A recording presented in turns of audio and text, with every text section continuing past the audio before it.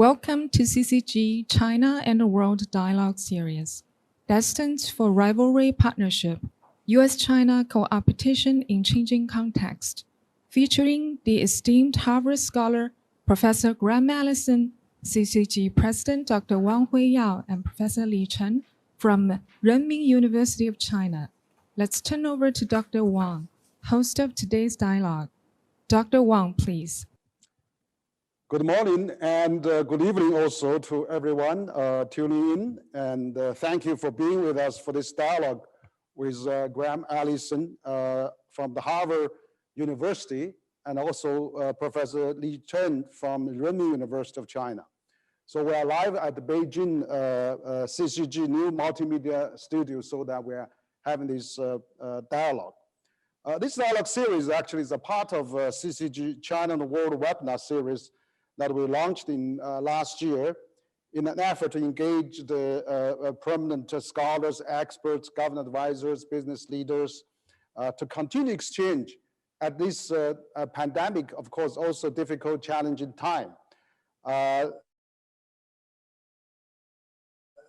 we're really, we had Professor Allison with us. So this section we are hosting Professor Allison.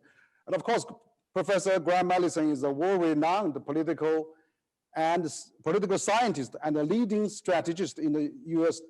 national security and defense policy with special interest in nuclear arms control, geopolitical competition, and also strategic decision-making. He always at the front of the world affairs and has been a leading voice on issues like U.S.-Soviet relations, China rising, Sino-US relations, terrorism, and also Cuba crisis, Middle East, and of course also on the changing international society, of course. So Allison is also a Douglas Sterling Professor of the government at the Harvard Kennedy School, where he has taught for 5 decades. Allison is, of course, the founding dean of the Harvard Kennedy School. And also he was there until 2017, where he served as also a director of its Belfer Center for Science and International Affairs, which ranked #1 a university-affiliated think tank in the world. He also, as Assistant Secretary of Defense in the first Clinton administration, Dr. Allison received the Defense Department's highest civilian award, the Defense Medal for Distinguished Public Service, for reshaping relations with Russia, Ukraine, Belarus, and Kazakhstan for the peace movement there. So as a founding dean, actually, of the modern Kennedy School, under his leadership from 1977 to 1989, a small, undefined program grew into 20-fold or maybe 30-fold, become a major professional school of public policy and the government. I've been really also very honored to have spent a year as a senior fellow at Harvard Kennedy School. We had many exchanges with Professor Graham, and it was really a fond memory. And also I know how many also Chinese policy decision makers has been a scholar there, and also has a great program which has actually many Chinese leaders and actually provincial municipality leaders have also gone through the training at the Harvard Kennedy School. But also as Assistant Secretary of Defense and President Clinton and Special Advisor to the Secretary of Defense and President Reagan, Graham has been a member of the Secretary of Defense Advisory Board for every secretary since Weinberg to Mattis. So he's well known. He's quite frequently consulted. He has the sole distinction of having twice been awarded a Distinguished Public Service Medal, first by Secretary Caspar Weinberg, and also second by Secretary Bill Perry. So that's very unique. He has served on the advisory board of the Secretary of State, Secretary of Defense, and Director of CIA. So Allison also is the organizer of the Commission's Americans' National Interest and a founding member of a Trilateral Commission, a director of Council of Foreign Relations, and has been a member of public committees and commissions, along them with the Bay Carter DOE Task Force for Non-Proliferation Program with Russia, the IAEA's Commission for Imminent Persons, and Commission for Prevention of Weapons of Mass Destruction, Proliferation, and Terrorism. So you can see Well, this is more than enough, Henry. How about we do the topic? Okay, so I think that's probably enough there. And he's famous for his book, actually, Destined for War: Can America and China Escape Thucydides Trap, published in 2017. I had actually had the honor of his two books as well. I mean, he has actually given a talk at Center for China and Globalization in 2017 for his very well-known book. And we had a very good discussion then for his very profound thinking there. And also, you were at Munich Security Conference. Actually, just last year we met you there. You had a very good, talk and at the Munich Security Conference. So I think that the discussion we're having today is really fascinating. The topic of today is the Destined for Rivalry Partnership, U.S.-China competition in a changing reality. I think it's really fascinating we have this. So we also have another distinguished scholar, that Professor Li Chen actually is with us. Li Chen is an associate professor and director for Center of International Security and Strategic at the School of International Studies at Remin University of China. And his research interests include strategic and diplomatic history, contemporary security and military strategy, and U.S.-China security relations, on which he has published scholar articles in leading journals such as Journal of Strategic Studies, China Military Science, and various public policy briefings. He's also a frequent participant of the various track 2 dialogue on Asia-Pacific security. And he's also a non-resident fellow of Center for International Security and Strategic at the Tsinghua University. Li got his PhD from University of Cambridge in 2013, and he has a master from Peking University. So we have a young scholar joining us actually today. So let's begin, Graham, of our discussion today. And I noticed that you've been really widely consulted lately on many occasions. So really a great opportunity for you to join us. And we notice now this is also a very interesting time that President Biden has assumed office for probably less than 100 days now. And but he actually basically proposed, he favors now, said, okay, let's have a competition, but let's also have a cooperation. But also, Foreign Minister Wang Yi of China, the state councilor, also said the NPC section that China recognized there's a competition, but also we can have a cooperation. So I think President Biden and President Xi had a very long 2 hours telephone call at the Chinese New Year that both presidents has expressed the desire. They are seeking no confrontation, but maybe cooperation if whenever possible. So in your book, I mean, first we probably talk to the book. In your book, Destined for War: Can America and China Escape Thucydides Trap? It's become a famous question now. Everybody is aware. And in that book, actually, the Greek historian Thucydides, he wrote, he said, it was the rise of Athens and the fear that is instilled in Spartan that make war inevitable. So now I know that you'll be keeping track of this topic, and it has been quite a few years now since you published his book. So you think, can America and China escape Thucydides trap? And maybe that's the first important question that I will really get your advice on that. Maybe you can share some new thinking on that as well. Professor Graham. Well, thank you very much. I don't think, probably we should just post the resumes, since otherwise we don't have enough time to talk. But I think I've long argued that Chinese should be much more forthcoming in helping all of us appreciate more what Xi Jinping now calls Chinese wisdom. And actually, I've applauded the fact that he's been now more forward-leaning about the idea that maybe Chinese have learned some things that the rest of us could learn from. So I'm eager to hear what Chen Li and others have to say on the topic. But I have a pretty good idea of what I think, but I'm trying to become clearer about the way forward. So let me make 3 points to start with.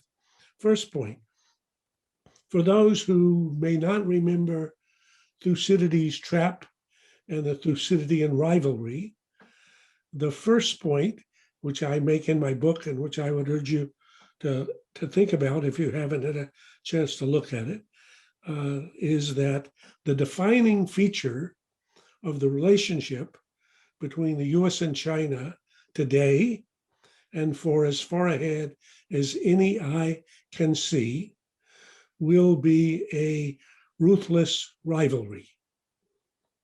So in a competition in which a rising China, which is seeking to make China great again, will continue as it has for a generation, rising and becoming stronger.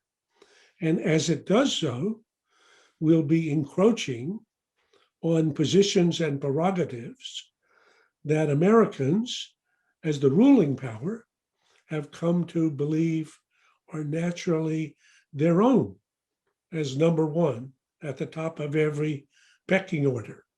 So if we put this against a historical, the canvas of history, the best way to clarify what's actually happening in this relationship is that China is rising, and as long as China doesn't crash or crack up, it will continue rising. So currently it has about a quarter the per capita GDP of the US, but of course it has 4 times as many people. So on the current trajectory, why shouldn't Chinese be as productive as South Koreans? Which of course they will be. And if they were, China would have more than half the per capita GDP of the US. But then it would have a GDP twice the size of the US.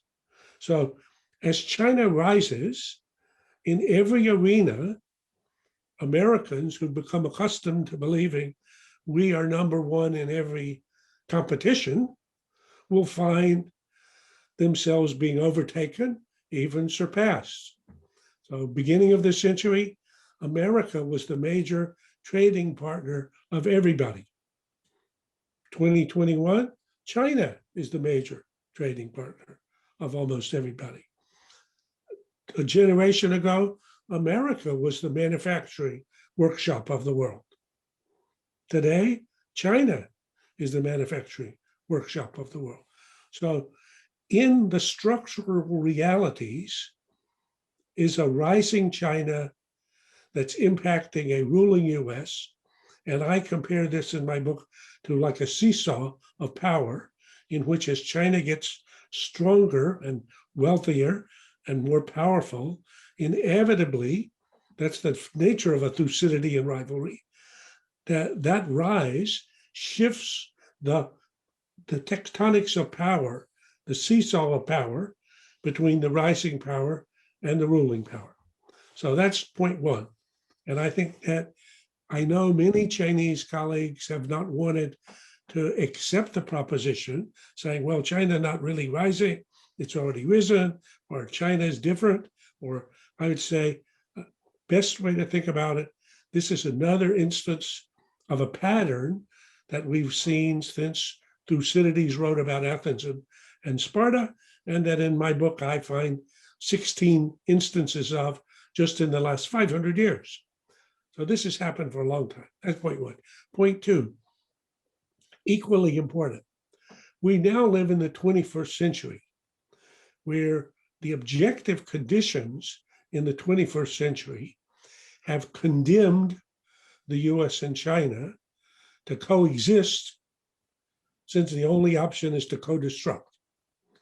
So two arenas here. First, nuclear weapons. We learned in the Cold War, and Chen Li is a serious student of the Cold War. I'm an old Cold Warrior. We learned very painfully when the Soviet Union acquired a robust nuclear arsenal that was capable of a second strike, that we lived in a mad world, it was called mutual assured destruction. So that meant that if one attacked the other, at the end of the story, both would be destroyed. So this is like a mutual suicide pact, or I've compared it to two inseparable conjoined twins, in which if one gives way to its impulses in dealing with the other and strangles it, it will succeed in killing its twin, but it will commit suicide. So that's the nuclear piece. And that's true in the relationship between the US and China today, even though the US has a much larger nuclear arsenal. It's still the case that if there were a full-scale nuclear war, end of the war, America is destroyed. So that's mutual assured destruction. We also have in the 21st century, we understand climate, in which greenhouse gas emissions by China, which is the number one emitter, or the US, which is the number two emitter, are emitted into the same contained biosphere and can either by themselves create an environment in which neither can live. So we have a kind of an analog, a climate mad. And in addition, we're both so entangled in a global process of globalization and a global economy that no one can decouple himself from this without impoverishing himself. So on the one hand, we're going to be fierce rivals. On the other hand, we're condemned by nature and by technology to cooperate in order to survive. So how about these two contradictory ideas at the same time? And that's why in searching for ways to escape Thucydides trap, I found very interesting the bit of Chinese wisdom, as best I can understand it, in the Song dynasty. So this is back 1,000 years ago, when in 1005, the Song, having found themselves unable to defeat the Liao, a northern Mongol tribe, negotiated the Chunyan Treaty, in which, as some historians have called it, they agreed to become rivalry partners. So they had defined areas in which they would continue to be rivals, but they had other areas in which they were thickly cooperating. In fact, it was a very peculiar arrangement because even though the Liao agreed that the Song were the major dynasty, the tribute actually flowed from the Song to the Liao. So the Song were paying the Liao, but the deal was the Liao had then to take whatever tribute was paid and use it to buy things from the Song. So you had actually an early version of the multiplier effect in economics. And this treaty, which I know many Chinese don't like because for whatever reason, the Song dynasty is not, I think, appreciated sufficiently. That's from my poor man's view of Chinese history. So apologies for that. But in any case, from my perspective, since I'm interested in not having war, this Chunyan Treaty preserved a peace between the Song and the Liao for 120 years. So I would say in the annals of history, a treaty that takes two parties who are in fierce rivalry and manages 100 years of peace between them has done a pretty good thing. Thank you, Graham, for your great illustration of your point. I think that you talk about this Thucydides trap, but I really liked your twin metaphor, the twin comparison. that we are now actually in a much more intertwined world. We are actually inseparable. It's a twin relationship. So if we, we have to work together in fighting climate change and all the other challenges, pandemic and all those things. So if we are really separate, we will end up both dying. So that is a great metaphor, this twin relationship. But also you mentioned about this historical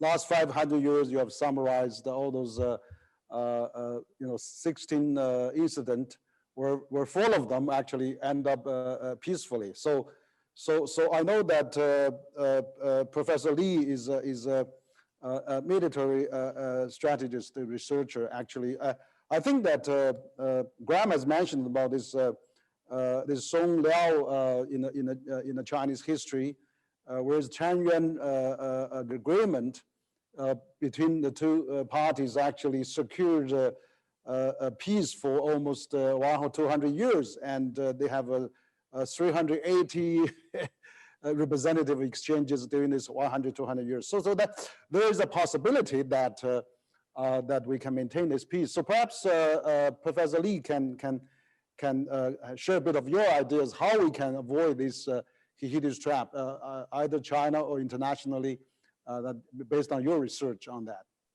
Okay, thank you, Huiyao, and thank you, Graham. And I want to have a few comments on Graham's remarks. And firstly, I think with regard to both the concept of the rising power and ruling powers, I think in particular for the experience of both the rise of the US in the 19th century or early 20th century and the rise of China in the last 70 years, I think the most important factor is home front. That is,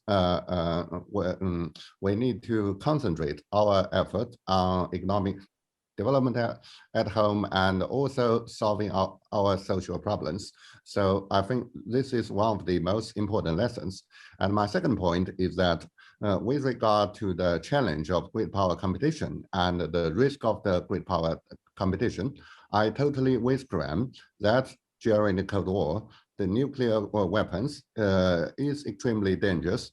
And I think in the 21st century, we also have other new technological challenges, such as cyber, and because our daily life depend on cyber, everyone knows that.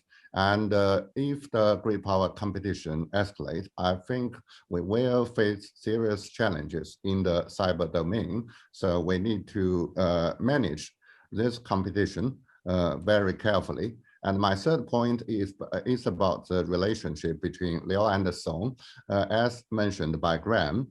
And I have 2 points here. I think the first point is that probably we need to have a long-term perspective, because the Song Liao experience is a long peace after the long war. So I think both sides learn plenty of lessons from that long wars, at least 30 years. So probably one challenge for the 21st century is that we can't have a long war first and then a long peace, because it will be very destructive to all the sides. And my second point is that why did the Song and Liao have the long peace? Because they realized that you can't rely on force to solve all of your problems, and at the same time you have the other concerns such as other external challenges, and also you need to focus on your home front, as I just mentioned. So these are my response to Graham's ideas. Thank you. Can I ask Chen Li one question, please? Sure, yes. So Chen Li, in your looking at the Song and their relationship with the Liao, is this a special case in Chinese history, or are there some analogs that are quite, that you would regard as similar, from which we might also learn, something? I think probably from the experience of the Asian China, I think the major dynasties, not only Song, but also Han, dynasty and other dynasties, I think they try to improve their policies to maintain peace with all the entities. So I think probably we can find other period of peace in other major dynasties, like the Han dynasty as well. So I think this is a very interesting areas for our research, and so I think probably we can learn more from you because you pay more attention to the lessons from the ancient history on contemporary history or current affairs. So I think probably we need more cooperation between the historians who work on ancient Chinese history and an expert who work on current affairs. Well, in the U.S., there are many, as you know, and in England, where you study, there are many people who study Chinese dynasties. And actually, I mean, it's fascinating because it's such a long history and it's so complex. So for a poor person like me who doesn't speak Mandarin and comes late to the party, it's staggering to try to think of, US, I have trouble thinking of 300 years of history. So for 3,000 or more, there's so many twists and turns, but I think it's a very rich body of experience that ought to be processed for lessons. And I think Chinese historians obviously are advantaged in that, but there are many people in the West interested. So I hope you and your colleagues dig in further, since I only by accident, I guess I maybe was somebody you introduced me to actually when I was at Remin once, told me about the Song and the Liao as an example, but I bet you there's more examples that I just haven't found. Yeah. Yeah, thanks, Graham, and also Chen. I think, yeah, actually, in the history of China, probably there's many examples of China not, they avoided the fight and then they secured the peace. And even actually, not too long ago, even when Zheng He actually, an envoy actually take a 6-time expedition, go as far as to Africa and Southeast Asia. 7 times they actually go 100 years before Columbus discovered America. They haven't really started any war, and then the security peace gave a lot of gifts to those local other countries. So you can see that historically China is a peace loving, never actually, still now haven't sent a soldier to occupy any territory. I just read actually an article from China Daily from Kishore Mahbani, which is also your friend, Graham. He was saying that China's Renaissance is probably, the history of China is helping China to probably reshape a bit of contemporary history, because we do have a common threats like climate change, like a pandemic, like all those others. So I think it's probably that when we face the common threat, then we probably really has to act as a twin and has to work together. Now, I'd like to also follow up for another question that, Graham, your recent Foreign Affairs article called for Biden administration to adopt an unsentimental China policy.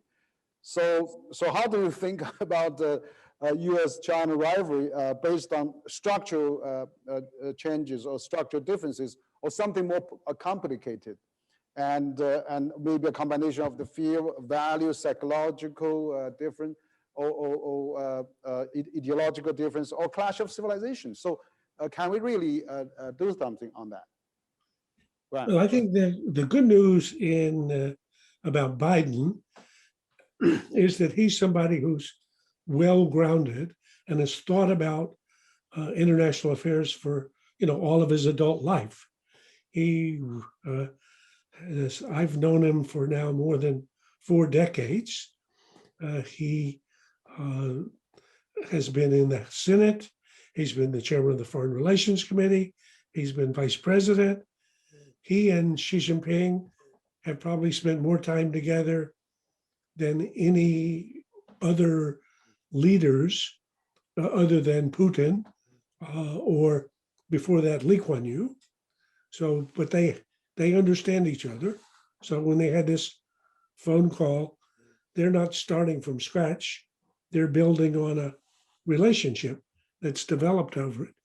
And I think President Biden appreciates the fact that what I've said, written about it, that the challenge is to the Gatsby challenge. So in The Great Gatsby, Scott Fitzgerald writes, the test of a first-class mind is the ability to hold two contradictory ideas in your head at the same time and still function. So idea one, this is going to be a fierce competition because both the US and China are determined to whatever extent they can to be the biggest economy, the smartest economy, the best AI, the best military, the biggest trading partner, the fastest whatever. So when the Olympics occur, each will field a team and each will be seeking to win as much gold as it can. That's what's the Olympics. And that's on the one hand.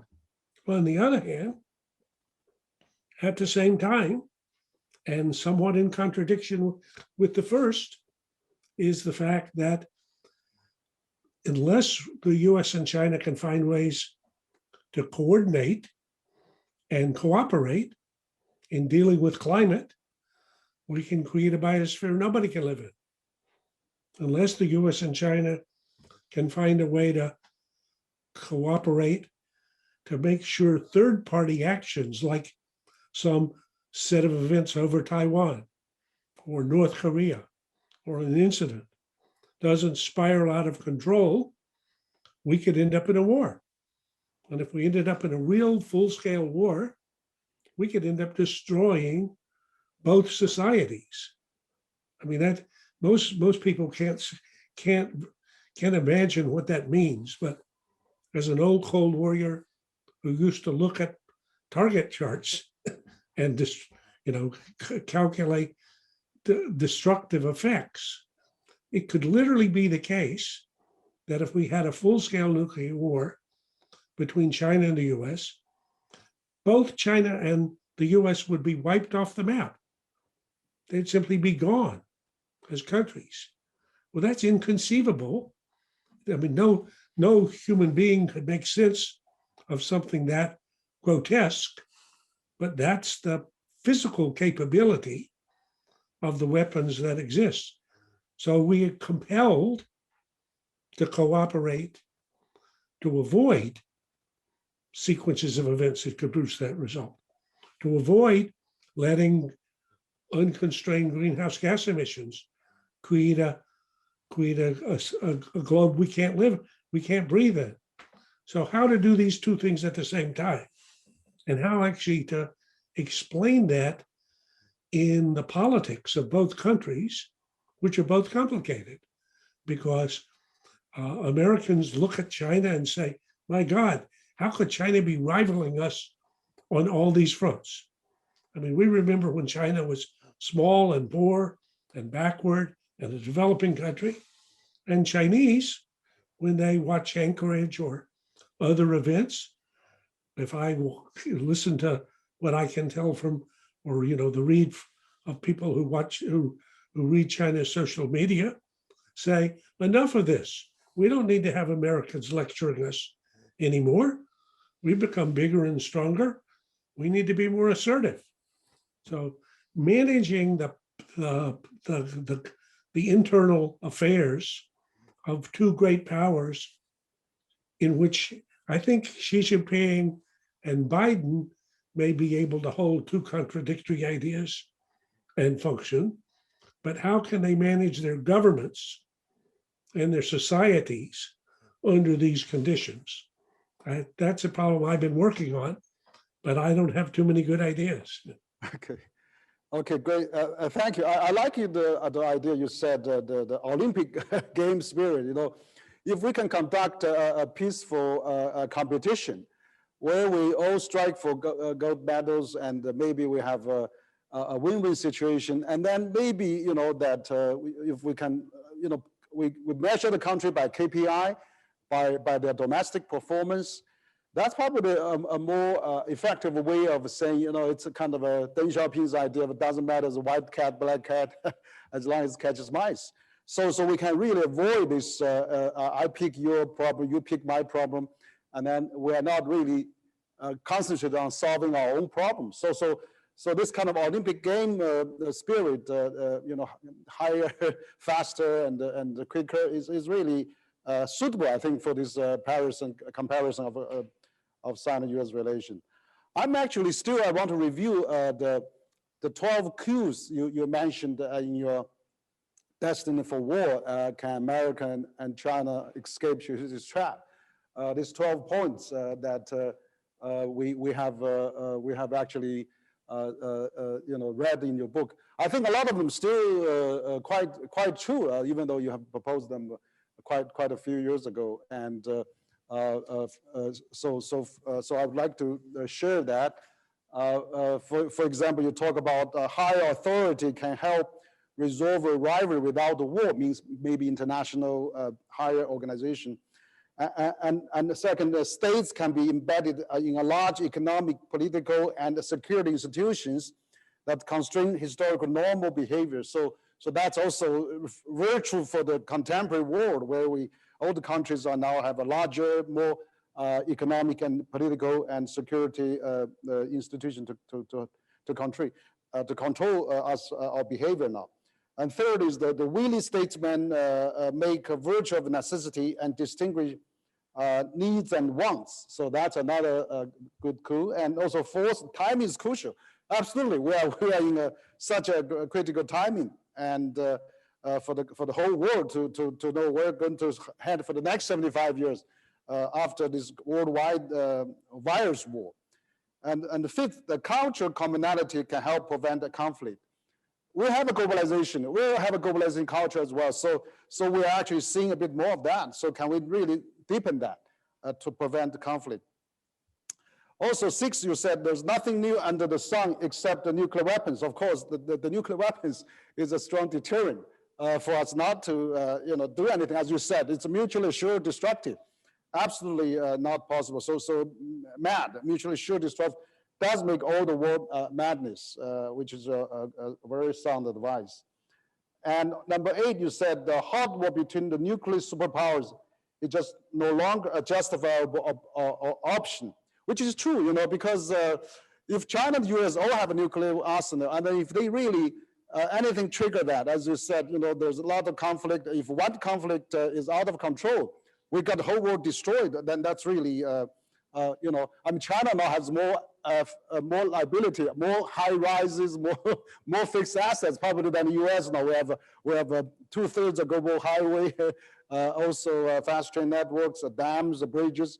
I mean, you know, it's really not good for the US too. You know, US has all those beautiful country you have. So we should avoid that. And then number 9 is that leaders of nuclear superpowers must nonetheless be prepared to risk a war that cannot win. So that's really, you know, we have to have the global coordination and really preventing that. Number 10 is the thick economic interdependence raise the cost and thus lower the likelihood of the war. I think that's very, very true, because China has a per capita of over 10,000 GDP, US has per capita 6,000 GDP.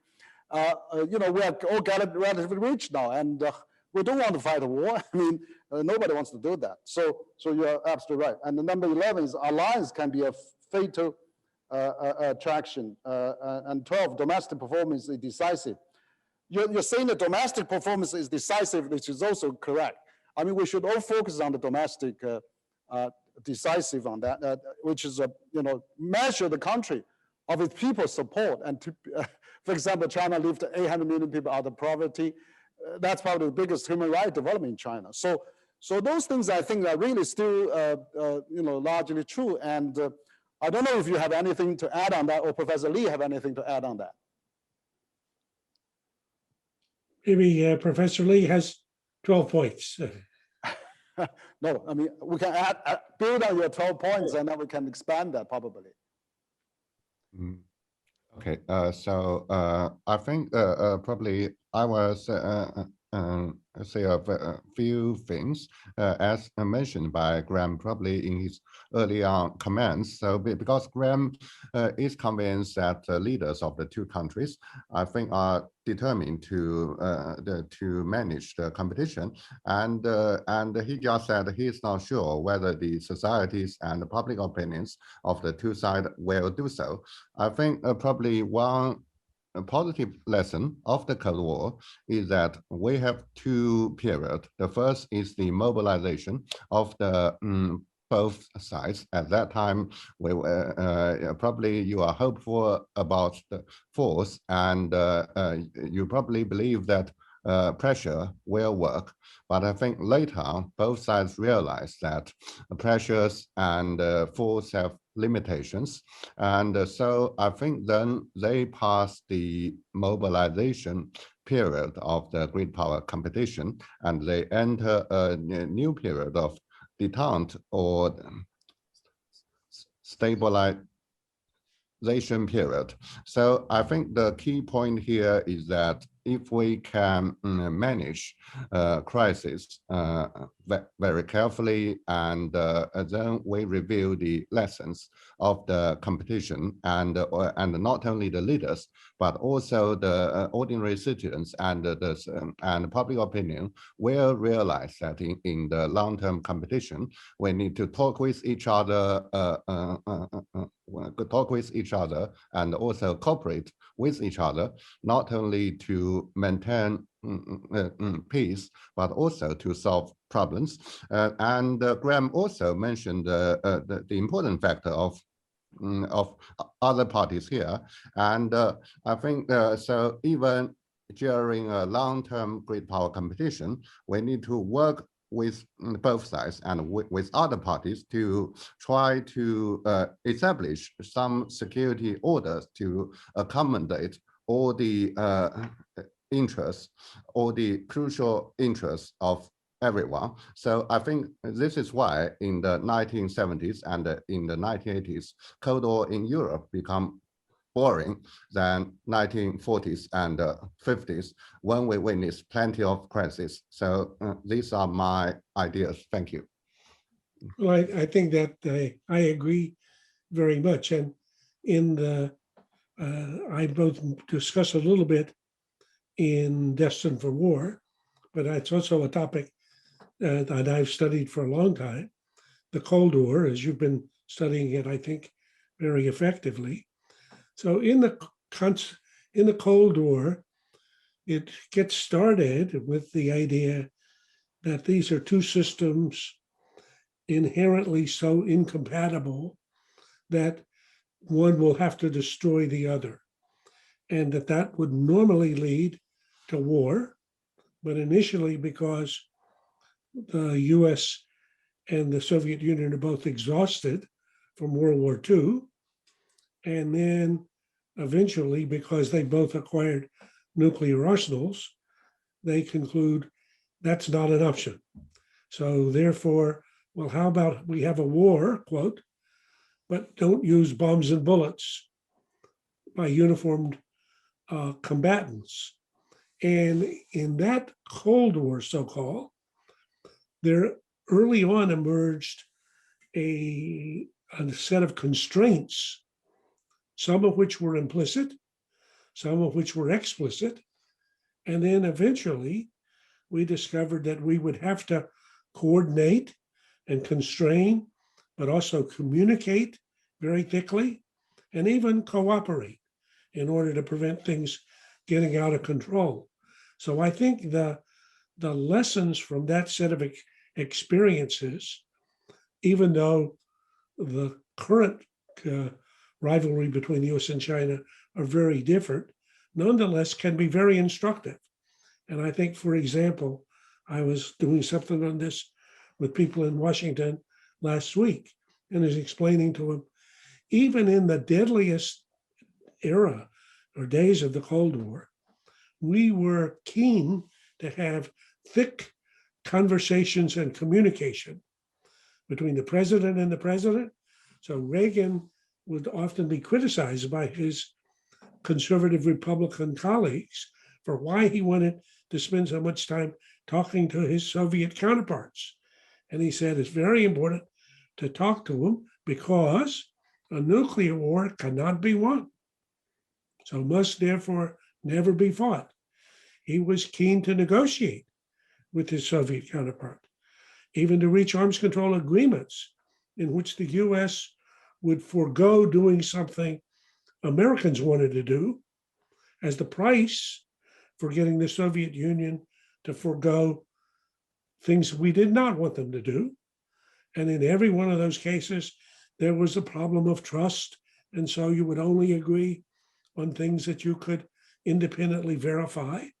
But this process over time stabilized to a degree, as you point out, and made it possible to avoid lots of potential crises that could have spun out of control and that almost did in the Berlin crisis or in the Cuban Missile Crisis. So I think there's no reason why in the rivalry between the US and China, we shouldn't pick up and dust off and adapt all of the lessons that were learned from the earlier period about the necessity for communication at many levels, for thick communication, for crisis management procedures, even for crisis prevention procedures. So I think that would be actually a big addition, Henry, that Chen Li and his work and those of others might add to the list for avoiding being sucked into the vortex of a Thucydidean dynamic that could ultimately drag us into a war. Great, and thank you both, and also Graham for you actually add some new thinking on that. I think it's a great idea, the crisis management. You mentioned about during the Cold War, even US and Soviet Union has such a fierce competition. They still maintain high level dialogue. I remember also there was a kitchen debate even at that time between Khrushchev and also Nixon there. So, and also I think this kind of Olympic game competition, peaceful competition among the countries, like Thomas Friedman actually mentioned in his New York Times, saying China is doing an Olympic where of the country level, so that maybe the world can have a peaceful competition for that. I have an idea for that. I think you're absolutely right. When we have a common pressure, a necessity to work together, like this pandemic, we have to fight together. But also, I noticed that President Biden just a week ago announced this massive, gigantic infrastructure plan for the US, which is enormous. And also China has been able to develop very well on the infrastructure front. So, China has set up an Asian Infrastructure Investment Bank. So probably we need some new Bretton Woods moment, and then maybe we can add on, can we work with US to build up a world infrastructure investment bank so that we can really have some common interest to work on with US and to build up larger pies to share and to distribute so that we don't have to really fight, right? I mean, we have some large interest to draw us into that. That's one recommendation that I can think of. The second recommendation I can think of to add on your list is that you mentioned about EU as well. I mean, EU actually is, I don't see the EU as a problem. EU actually, if you talk about EU as a whole, is probably the largest economy in the world. And they have also rising also in the last 75 years. And then they don't have a problem with Thucydides Trap with US. And then probably they could be in a more third part position. So like Romance of Three Kingdoms, that they can be a mediator power between China and the US. So maybe we could have some kind of tri-party talks so that they can really be a good middleman to really avoid the conflict between US and China. The other thing I can think of is actually, I read Richard Haass, the head of Council of Foreign Relations. He just wrote in the Foreign Affairs on March 23rd this year. He's saying the global multilateral global system is on the crossroad, and the world will be ending the 2-century Western domination. So actually, Western domination not going to probably diminish a bit, not only materially but also ideologically. He was really thinking of the European 19th century coordination mechanism. So he was saying that probably we have the world needs a new world coordination mechanism, and he's proposed 6-country coordination like US, China, EU, Japan, India, and Russian, so that they will have this a new international country coordination mechanism, regardless of ideology and everything. So those are maybe things we can think of, and he may have a idea there too. And actually, I noticed also your grand friend Henry Kissinger, Dr. Kissinger, mentioned at the Chatham House recently.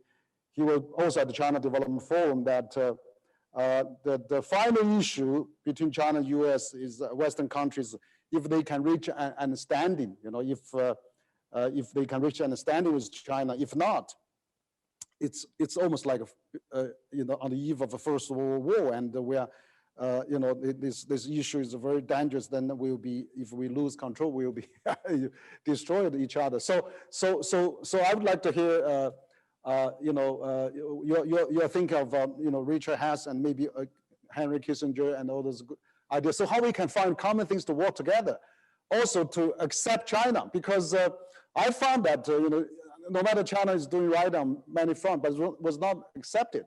So China is doing well on the infrastructure, on poverty alleviation, and contribute over 1/3 of global GDP growth. China contributed over 50% last year during the pandemic. But those are not appreciated probably by the Western countries.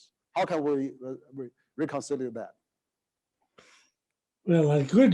You've obviously been thinking about it. So this is good, and I like your list.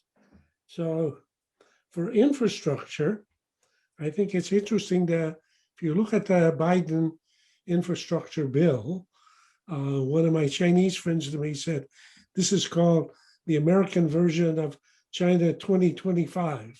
So in part, it's inspired by Xi Jinping's earlier version. The other thing I would say about this, half in jest, for those of you who haven't seen my TED Talk on Thucydides Trap, I have in it a great graphic picture of the contrast between Chinese infrastructure and American infrastructure. And with the proposal that the Chinese could teach the Americans many lessons here. And I compare 2 bridges. First, the bridge outside my office that goes across the Charles River between the Kennedy School and the business school, and a bridge in Beijing, which has 3 times as many lanes of traffic, which was also renovated. And you could guess how long each of them took, but you won't believe it until you see it. So I would say, go look at it. It's a 17-minute clip. You can go to the middle and find it. It takes about 2 minutes, but it's hard to believe. So the US could learn a lot from China in infrastructure development. In the period in which the US was building one high-speed rail going from a minute to go from Los Angeles to Sacramento, and actually got into it $85 billion worth and gave up. China built 12,000 miles of high-speed rail. So there's a lot the US could learn on the infrastructure front. The EU and the three-body problem, or the 3 kingdoms, that's very interesting. I have to think more about that. Well, the new concert that Richard was arguing about. I think basically a lot of people have taken this analog to what happened at the Congress of Vienna and the Concert of Europe. But I think the differences between circumstances today and then are so much more substantial than the similarities that is not a very helpful analogy. And then for Henry, whom I talked to a lot about this, he believes that if the competition is totally unconstrained, if we're not able to develop some both implicit and explicit constraints on the competition, particularly in the areas where cooperation is necessary for our survival, that the outcome will be catastrophic. I agree with that. So, I mean, I think the place to start is Thucydidean rivalry that most often leads in catastrophic destruction. That's insane. That'd be insane for China, insane for the US. So the imperative for all of us is to find a way to escape Thucydides trap. And that's why looking everywhere we can, rivalry partnership in the Song Dynasty, or lessons from the Cold War, or lessons from the period, as Chun-Li said, when the US rose to rival Britain, wherever we can find lessons, I think we should be all out actively pursuing them and collecting them. And I think fortunately, we have both in Xi Jinping, who gets this completely. I mean, he says, why do we need a new form of great power relations? Because we know what happens in the old form, the Thucydidean dynamic. Biden understands this very well. What are we worried about? He's worried about this being an unconstrained rivalry that ends up with a catastrophic outcome. So I think we have an open door for ideas if we have any very good ideas. So that's why I applaud your, trying to stir this pot. And I think that I think there's many more Chinese scholars and policy relevant people who've maybe been a little too shy in coming forth with more ideas. So I'm hoping your center will, collect more, because Yes. for ignorant people like me who only read English, so I can't read their stuff in Mandarin, I think you may be able to, be an intermediary here.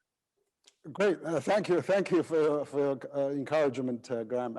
I think that you're absolutely right. We want to collect as many as possible, including Professor Li's, of course, ideas of how we can reconcile the differences and how can we really find the ways to escape Thucydides trap. Another idea would be this. Of course, we have this CPTPP, which is TPP designed by the U.S.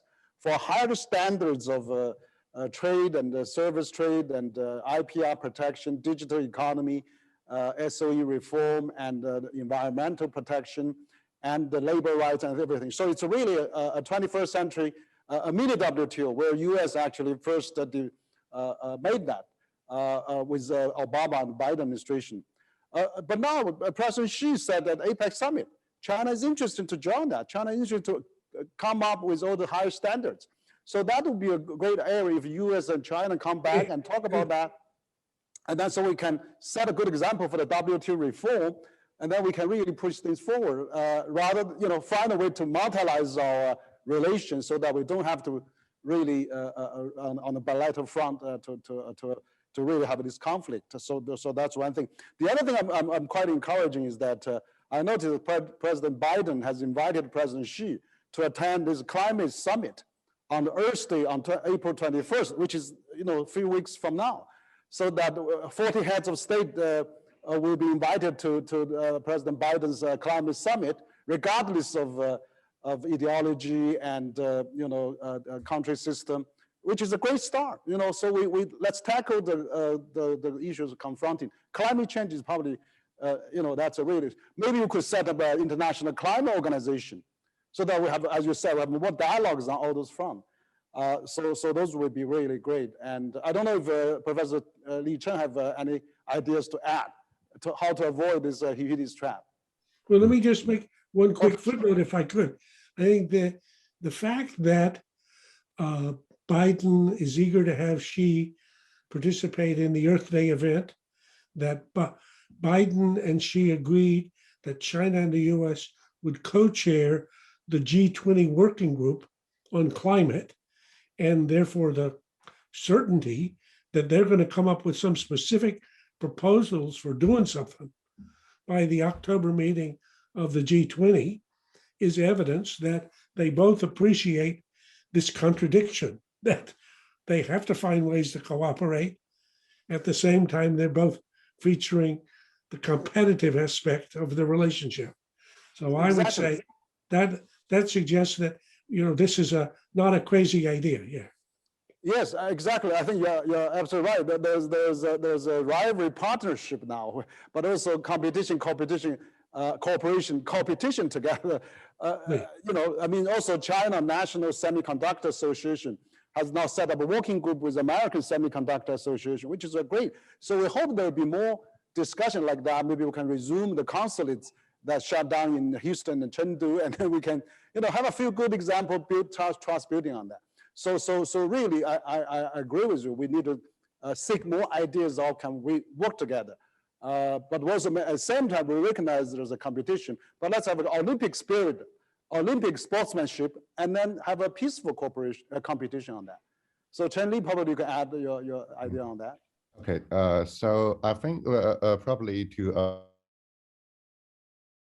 avoid the trap is that pay attention to the consequences of the trap. So I think probably this is the advantages of the leaders and people who in the early Cold War or mid Cold War, because those generation of peoples are very familiar with the appearance of both the Second World War and for the older generation, they were even familiar with the First World War. So they know what's the consequences of the trap. And I think later on, they also develop their ideas about the consequences of nuclear war. But I think one challenge for people today, probably not for Graham, but for young people like me, is that we live in peace for so long. And probably some people are excited about progress of our countries, but probably we pay less attention to the consequences of great power competition and conflict. So I think in terms of perceptions, we need to put more emphasis on the consequence of the trap in order to avoid the trap. And I think with regard to the economic development, and Graham is very generous, said that the US need to learn more from China. But my idea is that the US also have plenty of things in its history to learn as well. In particular, for example, in the early 20th century and even during the Second World War, that US production, I think it's very impressive. So I think there are a few lessons here. One is the business concentrate on professionalism, and the second is a better working relations among society, government, and business communities. And I think actually China learned a lot from the US business community and the efficiencies of the US government. I think in the later part of the 20th century, and we also, so I think probably open-minded about lessons from others is very important. Thank you. Great, thank you. Yeah, we have to learn from each other. We are living in the same planet. We have a lot of common threats, a lot of common interest to work. So it's really totally different with the Cold War time and also the First and Second World War. We are now in a really common prosperity world, and we need to compete with Mars and or other outer space. Maybe we'll go to send people into the space. Maybe as Earthmen, as the Earth community, we really have to work together. So thank you, Graham, for taking all this time. Finally, we have some questions because you are so popular here. We had over 1 million viewers online, 1 million on different social media watch us live, and so we collected some questions, and so I have some question. One question from Sohu.com, which I think you answered part of that already. Can China and the US avoid Thucydides trap? And we have another question from China Daily. With regard to current situation, what's your suggestion for both government? What's your comment on the China-US Alaska meeting? You probably also mentioned part of that, but you can comment again. I have another interesting question from Guancha Media, which is based in Shanghai. And he said the article and sensational China policy, the case for putting vital interest in first, co-authored by you and Dr. Fred Hu, published by Foreign Affairs on February 18, has been translated by their website. It begins with a paragraph written by the US President Joe Biden's senior Asia advisor Kurt Campbell and the President's National Security Advisor Jack Sullivan wrote in the Foreign Affairs in 2019. The era of engagement with China has come to an ceremonial close. So when it comes to March, we saw a dramatic stance taking place in Alaska, where China Director Yang Jiechi and also said, the United States does not have a qualification to say that it wants to speak to China from a position of strength, in reply to Mr. Sullivan.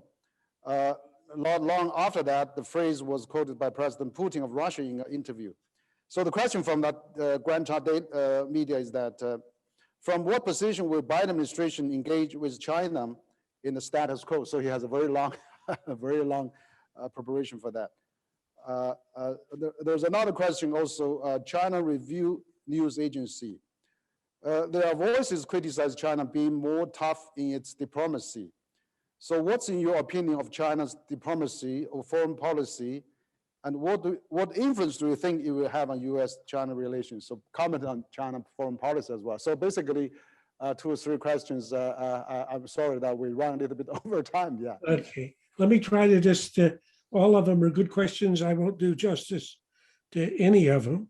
I think the Anchorage meeting, both parties showed they're going to be tough with each other.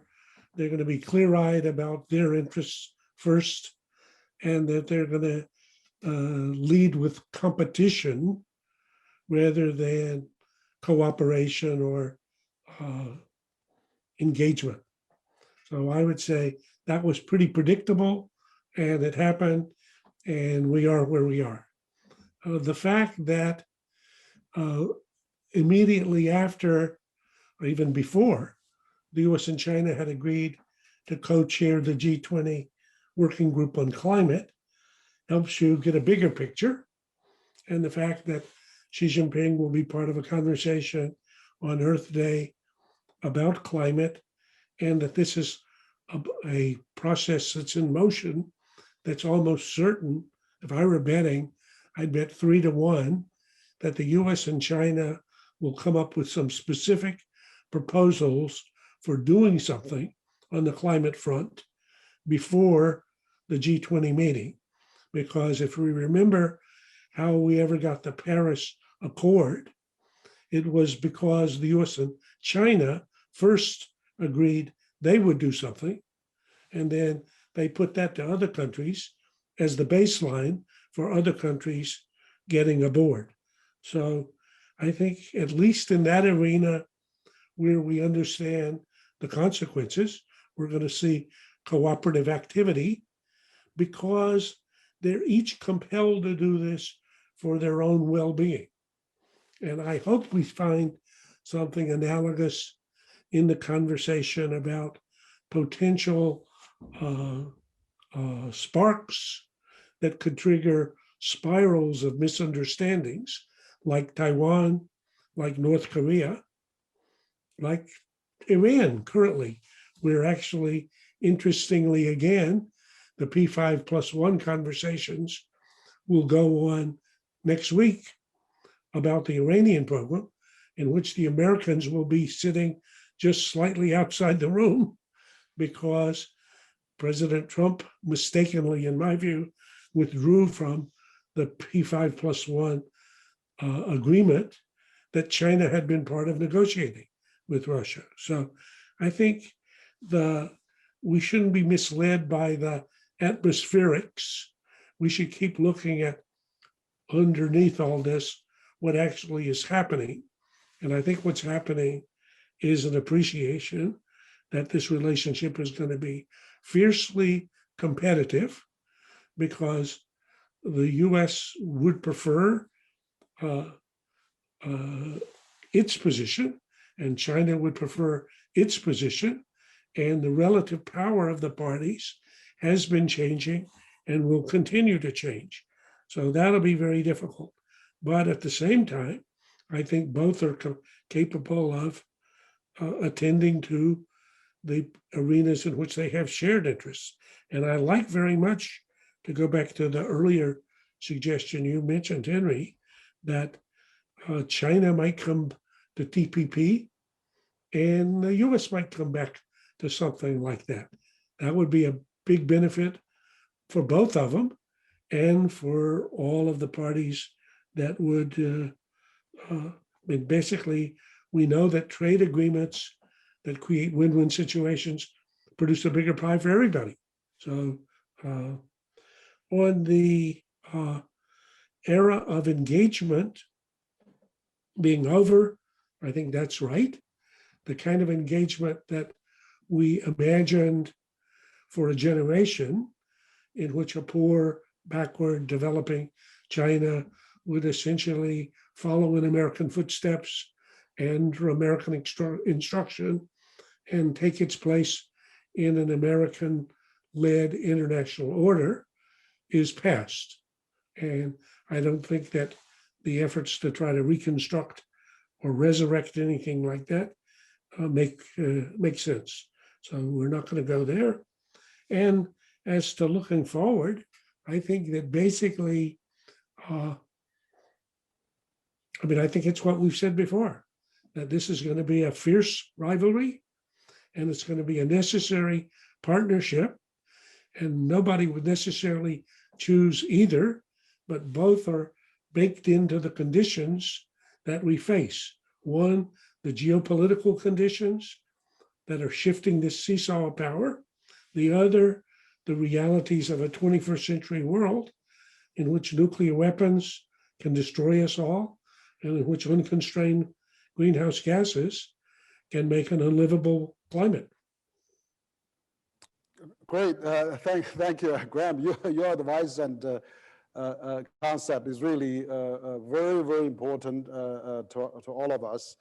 And I know that you have many your previous students, your former colleagues that working at the current Biden administration. You'll be frequently consultant. So your idea, your wisdom is needed in both US and China and the world.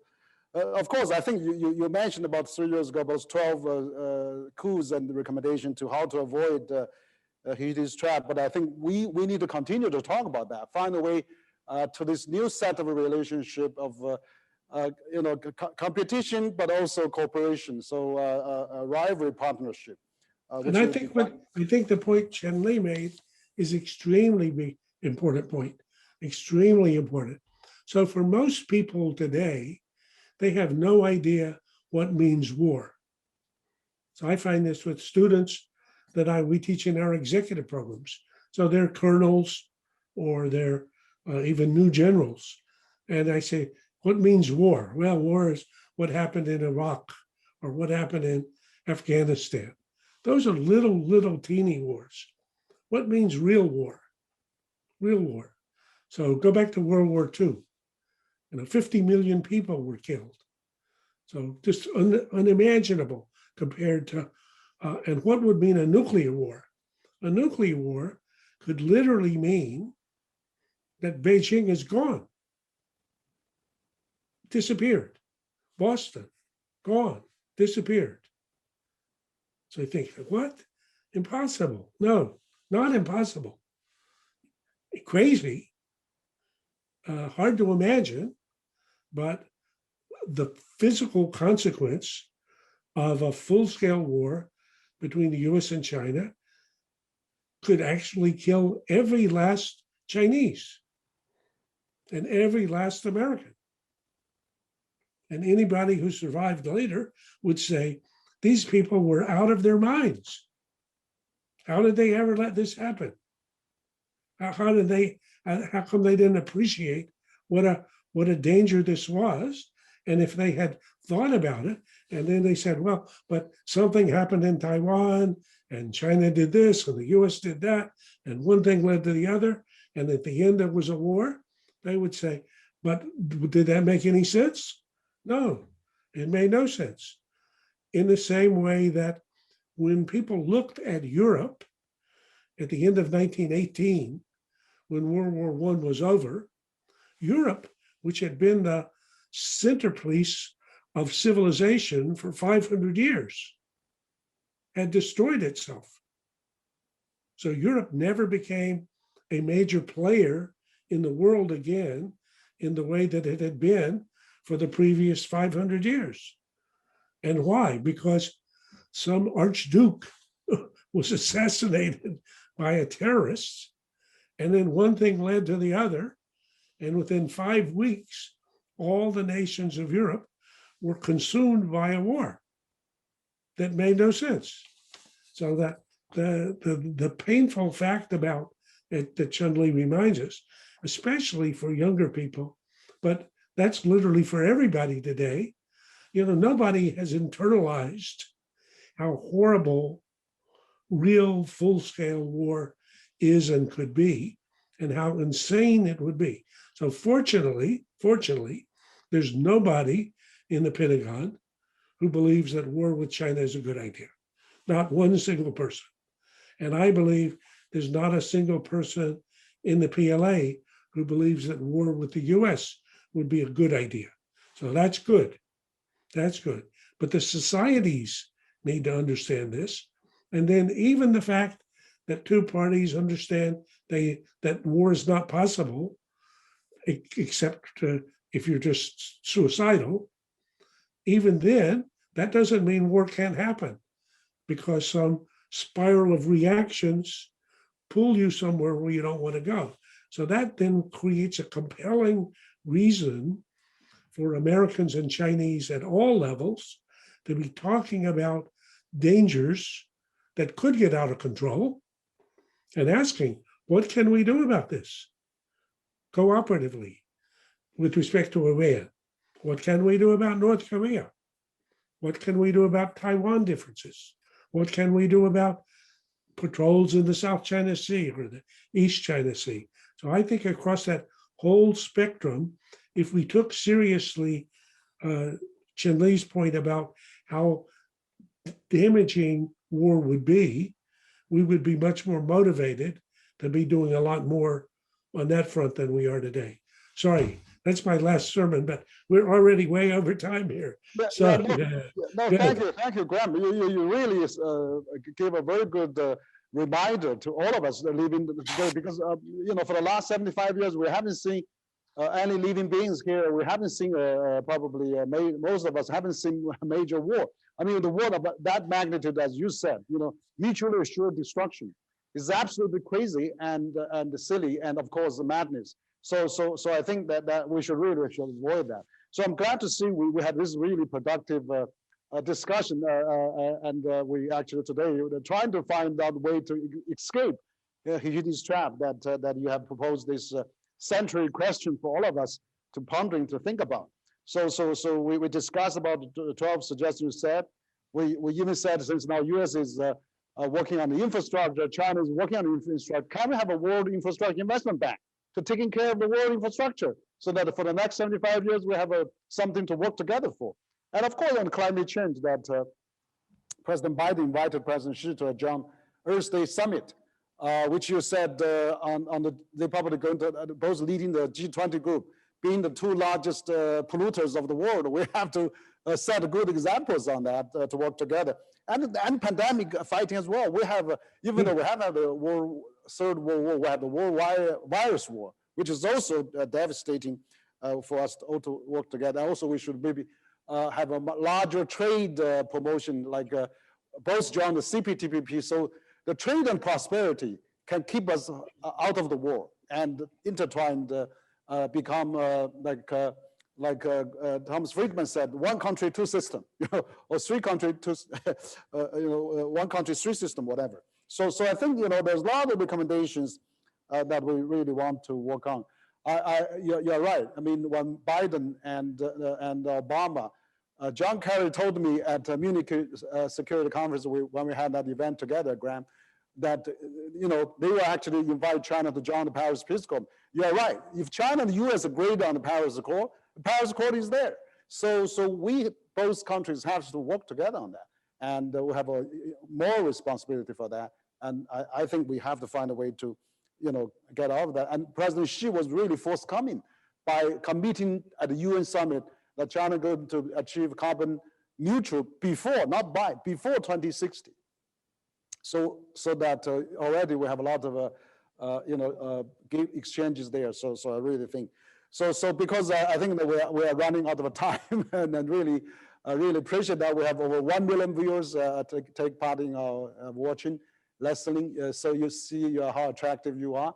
I want to thank you very much for your taking your time out of your busy schedule. I mean, you are coaching so many U.S. Executives and policymakers. You're widely sorted world opinion leader these days.